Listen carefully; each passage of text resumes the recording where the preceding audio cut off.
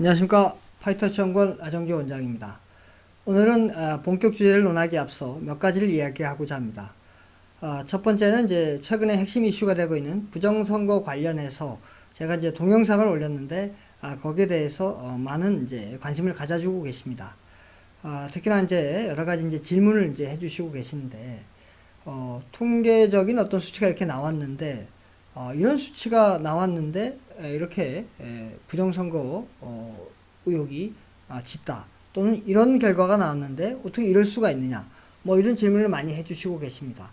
거기서 제가 이제 그 답변을 드릴 때 최대한 과학적인 근거, 최대한 통계적인 어떤 방법론에 의한 그런 답변, 그런 것이 확신이 쓰면은 제가 이렇게 좀 말씀을 드리는 게 저는 옳다고 생각합니다. 물론 저도 인간이기 때문에 개인적으로 이런 수치가 나왔는데 이상하다, 어떤 의심이 된다, 이런 생각도 많이 가지고 있습니다. 그러나 그것을 최대한 객관적으로 보고 최대한 어떤 데이터 또는 이제 통계적인 근거에 의해서 그것이 설명되면 여러분들에게 설명을 드릴 수 있도록 그렇게 노력을 하고자 합니다.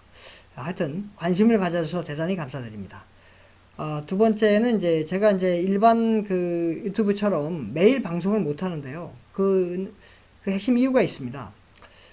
다른 이제 유튜브분들은 이제 대부분 이제 언론에 나온 핵심 이슈를 이제 논평을 많이 하시기 때문에 현실적으로 이제 매일매일 좀 가능한데 저 같은 경우에는 어떤 그런 언론에 나온 것보다는 어떤 통계에 나와 있는 핵심 유의미한 데이터를 바탕으로 해서 여러분들에게 설명을 드리고자 하기 때문에 뭐 통계청이라든가 그 다음에 한국은행, 그 다음에 OECD, IMF 이런 데에 제가 통계 원초 데이터를 확인해서 최대한 유의미한 것을 도출하기 위해서 하려고 하고 있습니다. 그러다 보니까 시간이 많이 걸립니다. 그리고 또 그 유의미한 걸 찾아내기 위해 고민도 많이 해야 되고요. 그래서 일주일에 지금 현재 2번밖에 못 하고 있습니다. 그래서 여러분들 그 점을 좀 양해해 주시면 감사드리겠습니다.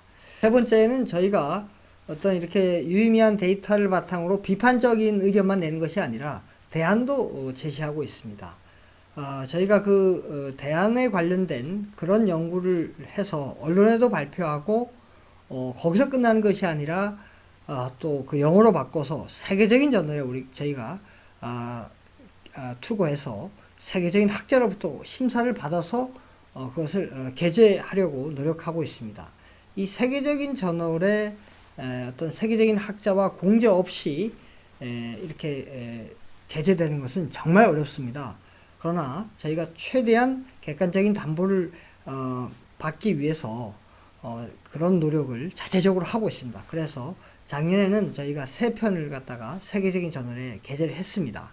올해도 계속 노력을 하고 있습니다. 하여튼 이러한 노력들을 바탕으로 해서 비판적인 의견만 제시하는 것이 아니라 객관성이 담보된 대안도 제시한다는 점을 좀 알려드리고 싶었습니다. 자, 그러면 오늘 본격 주제를 논의하겠습니다. 소득주도 성장 정책의 핵심 원리는 소득을 올리면 그 소득으로 저축하지 않고 소비를 촉진시켜서 그 소비 촉진이 되면 결국 생산이 증가되고 생산이 증가되면 그 생산을 위한 일자리가 증가된다. 이게 소득주도 성장 정책의 핵심 원리입니다. 근데 정말 소득을 올렸을 때 소비가 늘고 저축하지 않고 소비를 늘렸느냐, 그것이 정말 데이터로 나왔는지 오늘 좀 확인하도록 하겠습니다. 자, 먼저 우리나라 총저축부터 살펴보도록 하겠습니다. 자, 이 그래프는 전년 대비해서 우리나라 총저축, 즉 명목, 물가가 반영된 총저축이 얼마만큼 변화했는지 그 추이를 보여주고 있습니다. 자, 중앙에 있는 점선은 소득주도 성장 정책을 본격적으로 시행한 시점이 되겠습니다.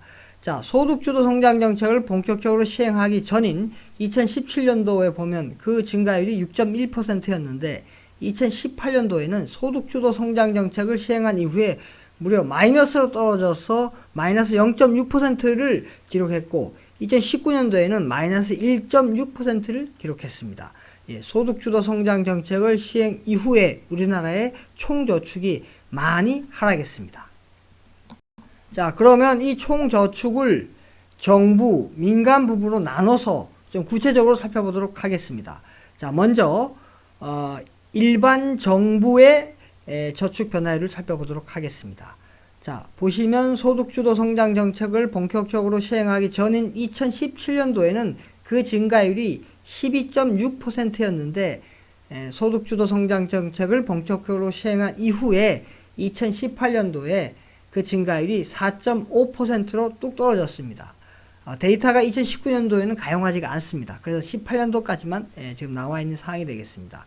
하여튼 일반 정부의 저축 또한 소득주도 성장 정책을 시행한 이후에 뚝 떨어졌다. 즉 정부가 저축하기보다는 지출을 했다, 이렇게 보시면 되겠습니다. 자, 그러면 이제 민간 부분에 살펴보겠습니다. 자, 민간 부분에 첫 번째 비금융 법인 기업의 저축 변화율입니다. 자, 비금융 법인 기업이면 쉽게 말하면 그냥 기업들이죠. 은행이 아닌 기업들을 의미합니다. 그 기업들의 전년 대비해서 저축 증가율을 보면, 자, 소득주도 성장 정책을 시행 전에는 그 2017년도에 그 증가율이 6.2%였는데 2018년도 소득주도 성장 정책을 시행한 이후에 뚝 떨어져서 마이너스 4.1%까지 떨어졌습니다. 왜 이렇게 됐을까요? 소득주도 성장 정책을 시행하니까, 즉 최저임금을 2018년도에 16.4% 크게 올리니까 인건비가 크게 증가하지 않겠습니까? 그러니까 인건비에 많이 나가니까 그 기업이 저축할 수 있는 돈이 작아지겠죠. 그래서 바로 이렇게 기업의 저축이 소득주도 성장 정책을 시행한 후에 뚝 떨어졌던 것입니다.